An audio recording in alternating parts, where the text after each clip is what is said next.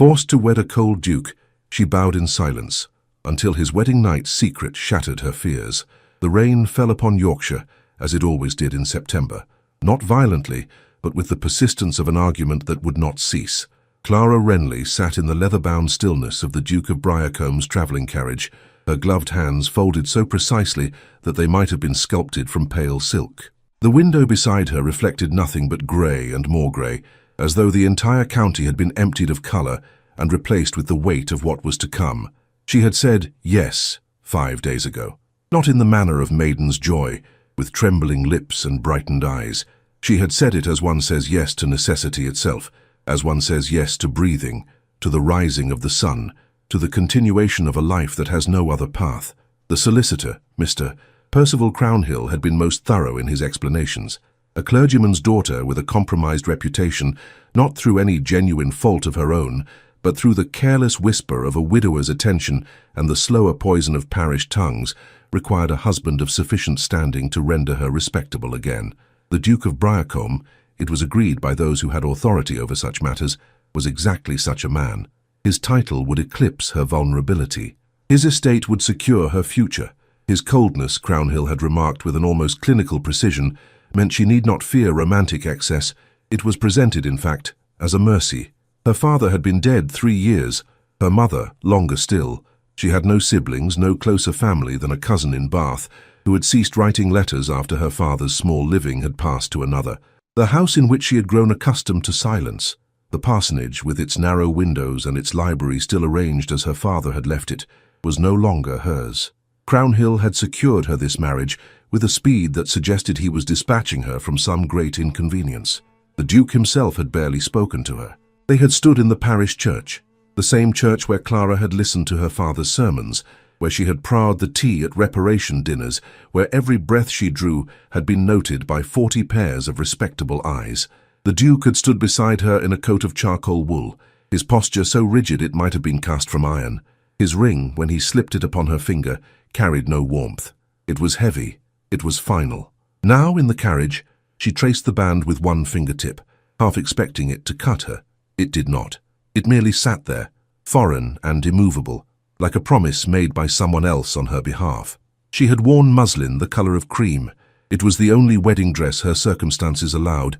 Her hair had been arranged by Mrs. Hartwell, the vicar's wife, who had wept a little while fastening the final pins, though whether from joy or pity, Clara could not determine. The parish had turned out to watch her enter the carriage.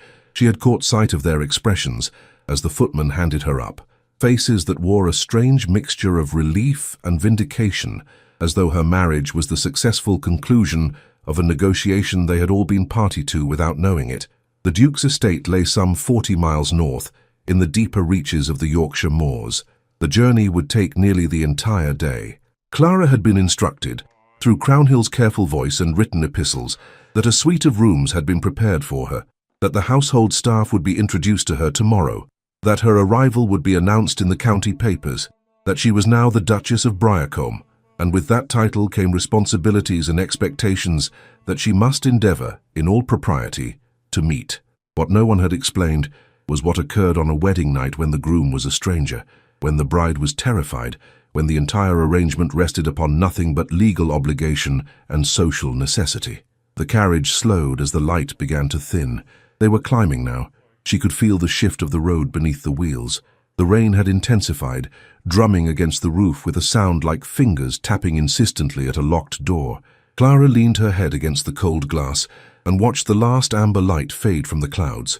When the carriage finally came to rest, she heard the thunder of footsteps, the commands of coachmen, the rattle of trunks being unloaded.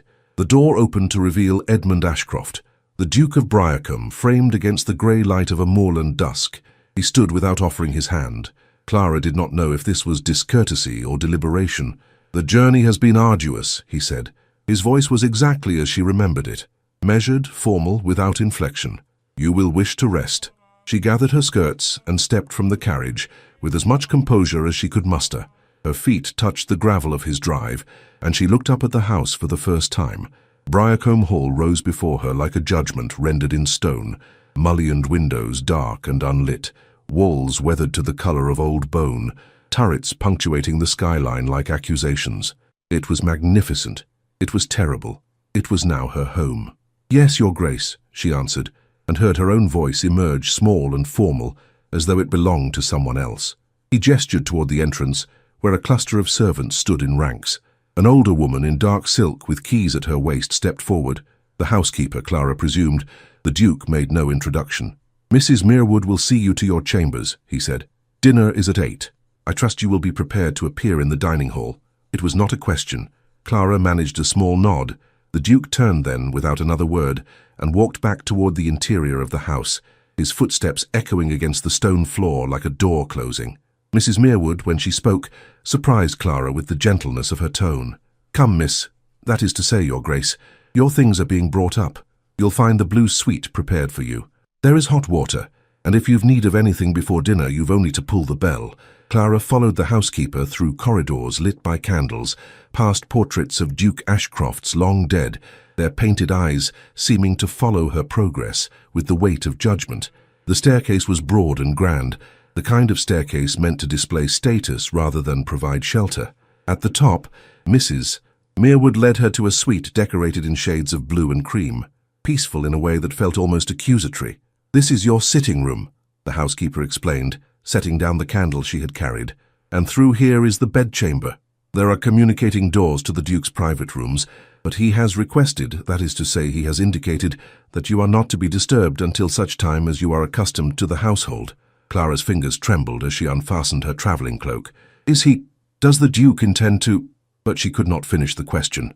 Mrs. Merewood turned to her with an expression that was not unkind, merely observant. "His Grace is a man of honour, Your Grace. That is all you need to know at present." The housekeeper left her then, alone in the blue silence of rooms she had never seen before last night, married to a man she barely knew, in a house that did not welcome her so much as contain her. Clara moved to the window and looked out over the darkening moors. Somewhere in this vast estate, Edmund Ashcroft walked in corridors of his own, the master of everything she now inhabited but did not own. She touched the gold band on her finger again, and for the first time since entering the carriage, she allowed herself to weep. The sound was absorbed by the heavy curtains, by the thickness of stone and tradition that surrounded her. No one heard her. No one was meant to. In the world she now inhabited, tears, like everything else, were meant to be silent, private, endured. 3 weeks passed in a rhythm that Clara began to recognize as the deliberate architecture of avoidance. The Duke maintained a schedule that ensured their interactions remained formal and distanced. Breakfast was taken separately. He spent his mornings in the estate office, examining ledgers and correspondence, with a concentration that made even the mention of his presence feel intrusive. Luncheon, when they encountered one another, was managed through Mrs. Merewood's careful choreography of entrances and exits. But dinner was unavoidable. They sat at a table that could have seated 30, positioned instead at opposite ends, the expanse of mahogany and candlelight between them creating a geography of isolation. He would ask questions that required only the most formal responses. She would provide them, her voice steady, her eyes lowered. The servants moved around them like silent witnesses to a transaction that both parties wished had never occurred. It was during the 3rd week that Clara first ventured beyond the main apartments. The library, when she discovered it, seemed to exhale with the presence of thought, undistracted by social performance. Books lined every wall from floor to height that required a rolling ladder. A great window faced the moors, and when the rain cleared, it offered a view of nothing but green and distant stone. She had pulled a volume at random, a collection of correspondence between the Duchess of Marlborough and her daughters, and had curled into the leather chair nearest the window where the afternoon light could reach her. She did not hear the Duke enter. His voice, when it came, startled her with such force that she nearly dropped the book. "I was not aware you read." Clara turned to find him in the doorway, his coat removed, his cuffs visible beneath a grey waistcoat. His expression carried the same neutrality it always did, but something in the line of his mouth suggested he too had been startled. "I beg your pardon, Your Grace," she said, rising immediately. "I did not mean to presume upon—" "You are the Duchess," he interrupted, and the words seemed to cost him something. "You are presumed to have access to every room in this house. I did not mean to suggest otherwise." She remained standing, the book held against her chest like a barrier. "I only sought quiet. I hope I have not disturbed your solitude." He moved then toward the shelves, and Clara felt compelled to step aside. He withdrew a volume without looking at its spine, as though he possessed perfect knowledge of where everything lay. When he turned back to her, his grey eyes held something she had not seen there before, a question perhaps, or an apology rendered without words. "What were you reading?" he asked. "Letters. Duchess Marlborough's private correspondence with her children. The early volumes are, that is to say, they contain a great deal of honesty." "About what?" Clara hesitated. It seemed perilous to speak openly with him about anything at all, and yet something in the quietness of the library, in the soft sound of rain recommencing against the window, in the simple fact that he had asked a question that was not merely ceremonial, all of it prompted her to answer with some small measure of truth. "About the difference between marriage and companionship," she said quietly. "The Duchess writes of being alone in a great household, surrounded by people and possessions, yet feeling as though she inhabited an empty room." The Duke was silent for a long moment. He stood with the unopened book in his hand, his eyes fixed on something beyond the window, the grey moorland perhaps, or something beyond even that. "Do you feel thus?" he asked at last. The question was so unexpected, so direct in a man who had spoken to her in nothing but formality for weeks, that Clara could not immediately formulate a response. She studied his profile, the sharp angle of his jaw, the faint scar that ran along his chin, the way his hair fell in a discipline so perfect it seemed almost pained. "I feel," she began carefully, "as though I am still learning the dimensions of my solitude. Before it was the solitude of grief and circumstance. Now it is something else. It is habitation without knowledge." He turned to her then, and for the first time since he had placed the ring upon her finger, his eyes met hers with something approaching genuine attention. "I did not wish to marry," he said. The words emerged as though torn from somewhere deep within him, costing him the energy of restraint. Clara felt the room shift slightly. "I know," she whispered. "Mr. Crownhill explained that it was necessary." Crownhill. The Duke's jaw tightened. "That man has a particular gift for transforming coercion into benevolence. I have been working to understand the nature of the leverage he wielded to compel me into this arrangement. The understanding does not bring me comfort." Clara's heart quickened.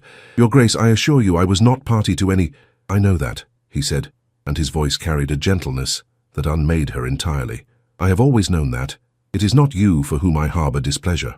It is the set of circumstances that has positioned us both as pieces on a board, managed by a man whose only concern is his own elevation." He moved closer, and Clara found herself unable to step backward, as though her feet had taken root in the parquet floor. "I kept myself at a distance," he continued, "because I believed it would be the kindest thing.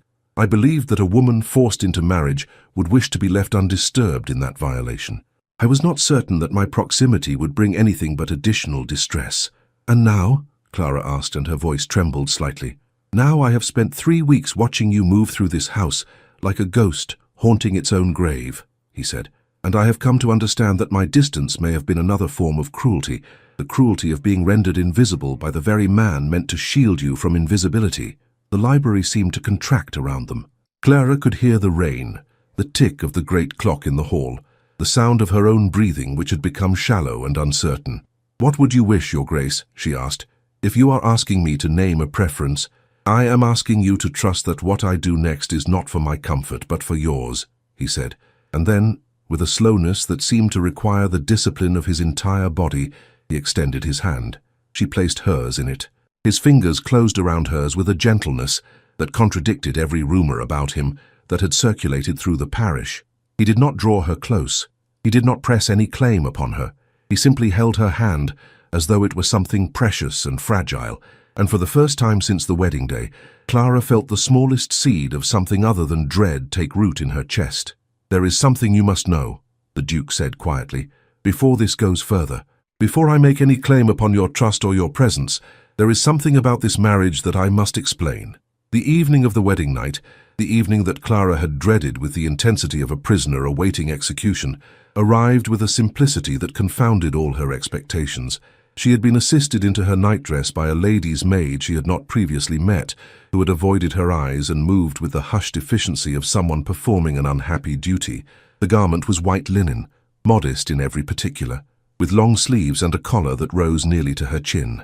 It had belonged to the Duke's mother, the maid had explained in a low voice. It was traditional that the current Duchess wear it, and the Duke had specifically requested that she do so. Nothing in that instruction brought Clara comfort. She had been left alone in the bedchamber, the blue room with its heavy curtains drawn against the night, illuminated only by the fire burning low in the grate. She sat on the edge of the bed, her hands folded, and waited. The clock in the corridor chimed 10 o'clock, then 1:30, then 11. At some point in that interval of waiting, Clara became aware that she was holding her breath. When the Duke entered, through the communicating door that connected their chambers, he was dressed in a dressing gown of deep charcoal, his hair darkened slightly by the damp of recent washing. He did not approach the bed. Instead, he took a position near the fire, his distance from her measured and deliberate. "I have brought documents," he said, and his voice carried no inflection that suggested passion or desire of any kind. He held papers in his hand, folded with the precision of a solicitor's work. "Before anything else occurs in this room, before any claim is made upon you, you must read these, and you must understand them fully." Clara rose, uncertain, and took the papers from his outstretched hand. She unfolded them in the firelight and began to read. The language was legal and specific, drawn with the care of a professional document. It was a settlement, a modification to the marriage contract, written in the Duke's own hand and bearing his signature beside that of a solicitor she did not recognize. In it, the Duke transferred a significant portion of his estates into her name, not to be controlled by him, not to be absorbed into his holdings at her death, but to be held entirely by her, with complete authority over its disposition. Additionally, he guaranteed her an annual allowance of such magnitude that she would never be dependent upon his good will or the continuance of their marriage for her security. At the bottom of the document, in a section labeled Terms of Understanding, he had written in his own hand, "I do hereby declare that this marriage, entered into under coercion and external pressure, shall not require the physical consummation commonly expected of such unions. The Duchess of Briarcombe shall retain absolute autonomy over her own person. No claim shall be made upon her body. No expectation shall be imposed. She is released from all such obligations by my explicit will, and sealed here with my signature." Clara read the words once, then again, then a third time, certain she had misunderstood something essential. "Your Grace," she said, and her voice barely surpassed a whisper, I cannot comprehend what you are offering." "Independence," the Duke said simply. "Safety. Freedom from the circumstances that have defined your vulnerability since we entered into this arrangement." "But the marriage is a marriage in every legal particular," he interrupted. "You are my wife. Your status is secured, your reputation is restored. No one in the county, no one in all of England, need ever know the terms under which we have structured our private understanding." Clara sat down slowly on the edge of the bed, the papers still trembling in her hands. "Why would you do this? What advantage comes to you from such an arrangement?" The Duke was silent for a long moment. He turned slightly, gazing into the fire, as though the flames might offer him the words he required. "Because I was married once before," he said at last. "Years ago, when I was younger and less aware of the cruelty that power can inflict. My first wife did not wish to marry me. Her family compelled the union, just as Crownhill compelled this one. I believed I was offering her all the things a duke could offer: title, security, position. What I did not offer her was choice. What I did not grant her was autonomy. When she died, not from illness but from the simple accumulated weight of being owned by someone she did not love, I made a promise that I would never again use my position to diminish the liberty of another person." He turned to face her then, and Clara saw in his expression something that had been entirely absent before: a rawness, a vulnerability that contradicted every rumor of coldness that had ever been spoken of him. "I had assumed," he continued, "that the kindest thing I could do was to leave you undisturbed, to make no claim, to permit you to inhabit your solitude without my intrusion. But I have come to understand that silence and distance are forms of possession too. They are ways of controlling narrative, of rendering invisible, of enforcing compliance through absence rather than presence. You deserve to know from the beginning that no such claim existed, that your body, your will, your future, all of it remained entirely your own." Clara looked down at the documents in her hands. Her name was written there, repeated several times, each instance an assertion of her ownership of herself. She looked back at the Duke, at Edmund, she thought, trying out his given name silently within her mind, and saw in him something she had never expected to find in any man of his station. "I do not know what to say," she whispered. "You need not say anything," he replied. "You need only sign if you are willing, and keep these documents in a place where you know they are secure. They will protect you should anything ever happen to me. Should you ever wish to dissolve this marriage, should you wish to live entirely independently of me, in whatever manner you choose. And what do you wish? Clara asked. In all of this, what is it that you wish for yourself? The Duke's expression shifted, something in the firelight, in the angle of his jaw, in the way his eyes met hers. All of it changed. I wish, he said carefully, that if you ever came to accept my company without fear, if you ever found it possible to remain in a room with me without feeling compelled to be elsewhere, I might have the privilege of knowing you, not possessing you, knowing you, conversing with you as I did in the library, without the formality of social necessity, growing to understand who you are when you are not performing the role of frightened bride or dutiful wife. But that is something you may grant or withhold as you see fit. It places no claim upon you. Clara set the documents on the table beside the bed. She rose and moved toward him, and with each step she felt some architecture within her, built of fear and resignation and the silent acceptance of diminishment, begin to fracture and fall away. I signed no document consenting to this marriage, she said. I was not asked for my will in the matter. Others decided and I accepted, because acceptance was all I knew how to do. I know, Edmund said quietly, but I am signing these papers, Clara continued, and she picked up the quill from where he had placed it on the mantelpiece. I am securing for myself the independence you are offering, and then, she turned to him, her eyes steady now in a way they had not been since the evening they met. And then, she said, I would like to learn what it is to choose. To choose to remain in a room, to choose your company, to choose gradually and in my own time whether trust is possible, not because I am compelled, not because it is my duty, but because I wish to. She dipped the quill in the inkwell and signed her name to the document. When she finished, her hand was steady. When she looked up, the Duke's expression carried a weight of emotion that his formal mask had been designed to hide. That is all I have ever wished to ask, he said, and more than I believed I would ever receive. He did not touch her that night. Instead, he remained in the room, sitting in the chair nearest the fire, and they talked. They talked until the fire burned low and the candles guttered in their holders. They talked about books and the moors and the small cruelties that society inflicted upon those it deemed vulnerable. They talked about the loss that had shaped him and the diminishment that had shaped her. And by the time the first grey light began to seep around the edges of the curtains, Clara understood that intimacy was not something that could be seized or commanded. It was something that had to be offered, accepted, and slowly, carefully, allowed to grow. The morning following the wedding night, Clara descended the grand staircase at her usual hour, expecting the familiar ritual of a silent breakfast and the absence of the Duke from any room she occupied. Instead, she found him in the breakfast room, seated at the head of the table, his posture so correct it might have been cast in stone. Beside him stood Mrs. Meerwood, and ranged behind them were assembled nearly every member of the household staff who held any position of authority. Clara stopped at the threshold, uncertain of what this assembly portended. Ah, Edmund said, rising from his chair with a formality that suggested the moment had been planned to the smallest particular. The Duchess. I trust you have slept well. She could not read his expression. It was formal again, distant in the manner she had come to understand as protective rather than cold. Tolerably, Your Grace, she replied, entering the room slowly. I have gathered the household this morning, he said, to make a formal announcement of significance. Mrs. Meerwood, as my housekeeper and the keeper of this household's traditions, has been particularly invaluable in ensuring that everything is conducted with the proper ceremonial weight. The housekeeper stepped forward then, and in her hands was a document of cream-colored paper, sealed with the deepest red wax impressed with the briar-comb crest. Your Grace, Mrs. Meerwood said, addressing Clara directly for the first time with a formal deference that had not been there before. The Duke has asked me to read aloud, before this assembly, a proclamation regarding your position within this household and this estate.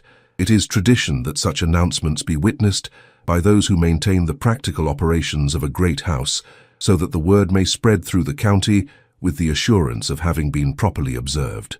Clara's heart began to accelerate.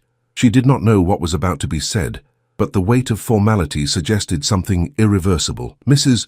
Meerwood opened the document and began to read in a voice that carried authority. I, Edmund Ashcroft, Duke of Briarcombe, do hereby declare, before the assembled household, and with the intention that this proclamation shall be made known throughout the county, that the Duchess, my wife, is recognized as the equal partner in all matters affecting the estate, its tenants, and its future. She shall have voice in all significant decisions. She shall have access to all records. She shall be consulted on matters of charity, household expenditure, and the welfare of those who depend upon this estate for their livelihood. She is no mere ornament of my title, but an active and respected agent of my will and wisdom. The housekeeper paused and looked up from the document. Furthermore, Edmund continued, taking the paper from her hands and reading the remainder himself, I declare that the Duchess has my explicit protection against any force, suggestion, or insinuation that would diminish her authority, her reputation, or her standing. Anyone who speaks against her speaks against the honor of this house. Anyone who seeks to manipulate her does so against my direct opposition. And finally, I proclaim that the marriage of Edmund Ashcroft and Clara Renly Ashcroft is a union of respect, affection, and genuine partnership, and I pledge myself to the preservation and honor of that partnership for all the days of my life. He set the document down on the table and turned to her fully, and for the first time his expression held something that transcended formality. It held a devotion so profound and unguarded that it left Clara breathless.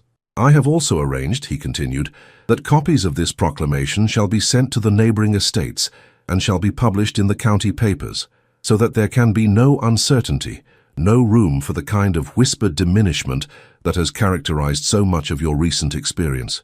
You are not merely my wife-in-law. You are acknowledged, respected, and cherished as such. Clara found that she could not speak. Tears had begun to accumulate in her eyes with such force that she could barely see him standing before her. Your Grace, she managed at last, I do not possess words adequate to— You need not possess words, Edmund said quietly. Only your presence, only your willingness to remain, only the knowledge that you are no longer invisible, and you never shall be again, while I have breath to declare it. He moved toward her then, slowly, giving her time to step away if she wished. She did not.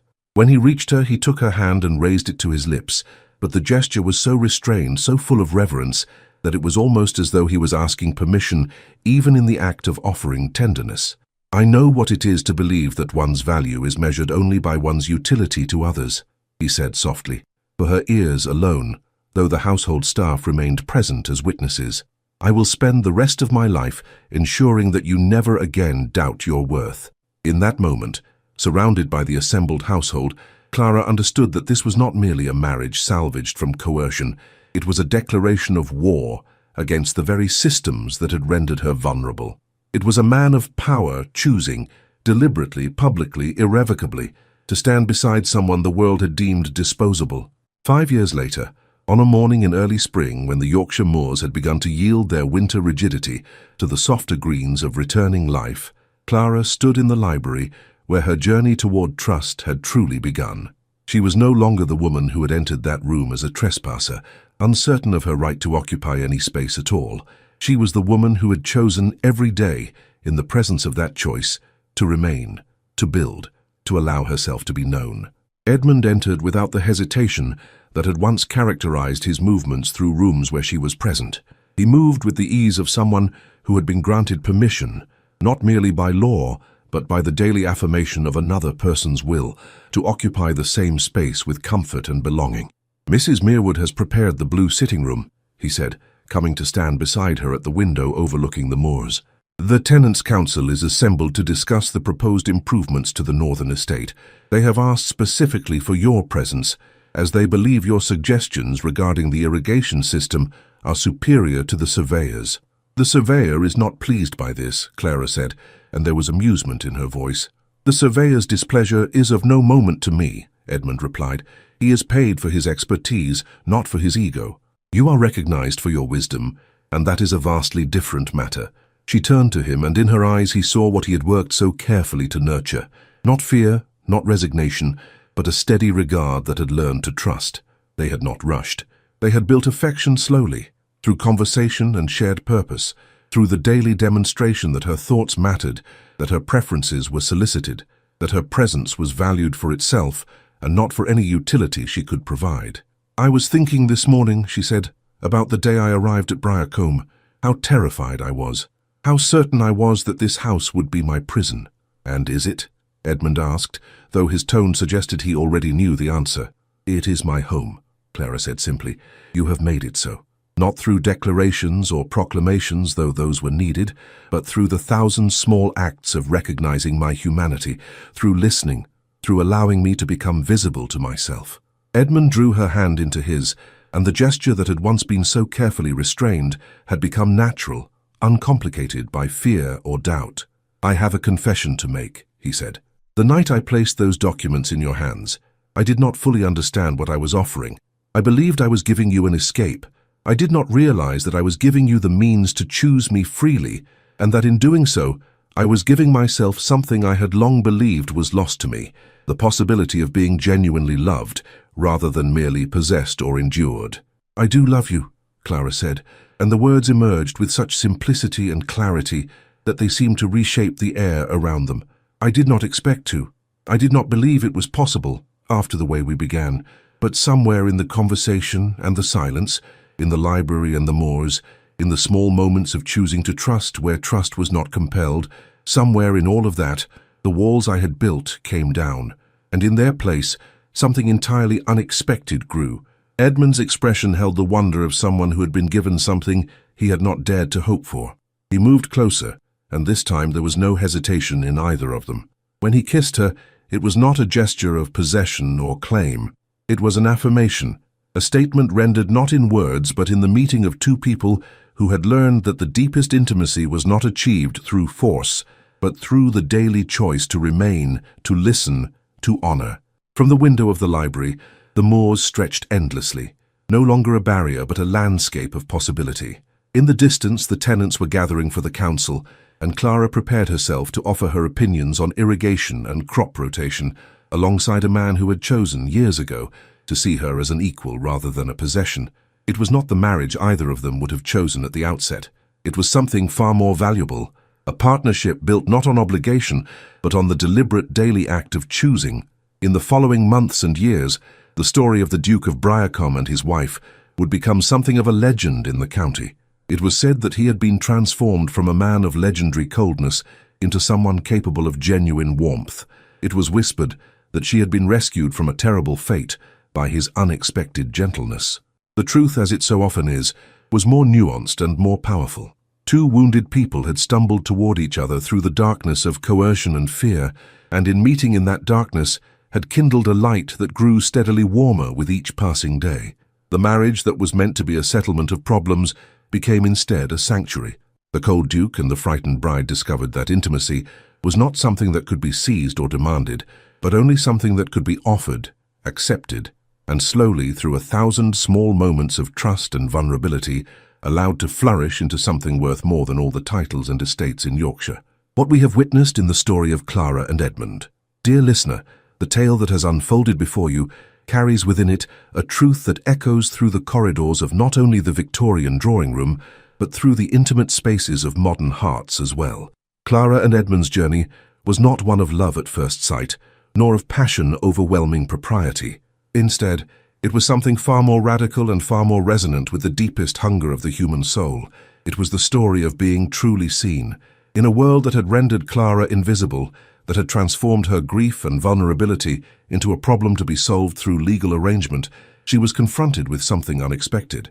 A man of power who chose, deliberately and at significant cost to himself, to relinquish that power.